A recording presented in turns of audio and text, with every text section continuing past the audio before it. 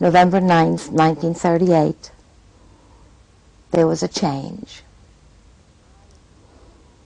I, as a child, didn't notice the changes with the boycotts and the things that were happening under Hitler's rule. But that night at 10 o'clock, I was awakened. I ran to the window, and I remember my teeth chattered. I was so afraid. There on the street, I saw brown shirts, volunteer fire people, Boy Scouts, Hitler Youth as they were called, carrying a flare in one hand and a brick in the other. They were coming to my house. There were at this point 5 Jewish families left. This town at one time was 10% Jewish. They were coming toward my house, our house. Bricks were flying, windows were shattered. I ran downstairs to be with my family. We had a little inner room that was dark, no windows. We huddled together and we screamed because we didn't know if we would survive the night. The Nazis came in and hacked the furniture apart and screamed and carried on and made us leave our home. We walked through the woods to the Catholic hospital.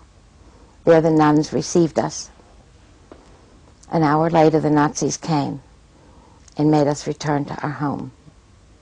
Again, we went through the woods. We came to our home and there wasn't a chair for my grandmother to sit on.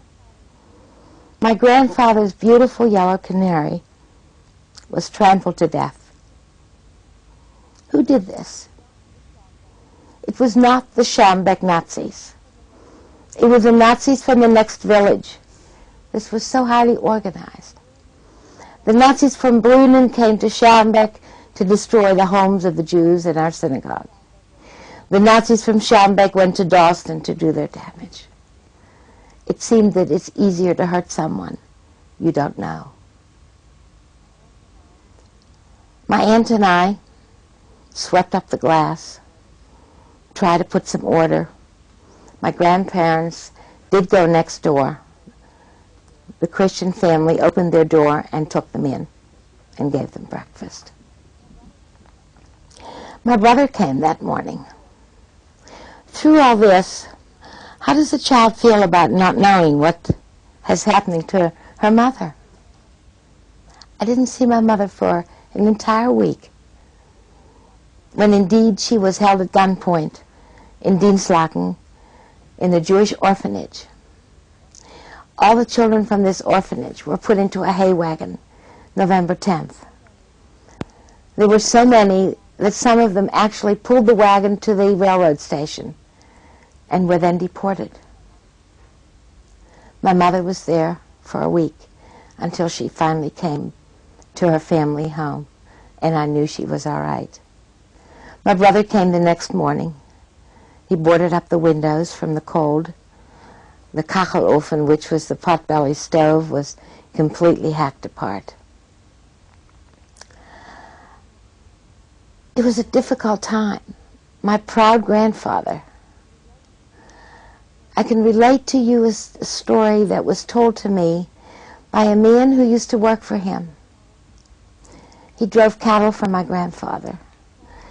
He stood across the street and hid in the bushes the morning after Kristallnacht. Difficult to talk about. But this beloved man put on his tefillin and his prayer shawl and stood in the doorway of his home with his hand reaching to God, asking why. This is what hurt me in later years, knowing how my family was hurt after living the life of an assimilated German Jew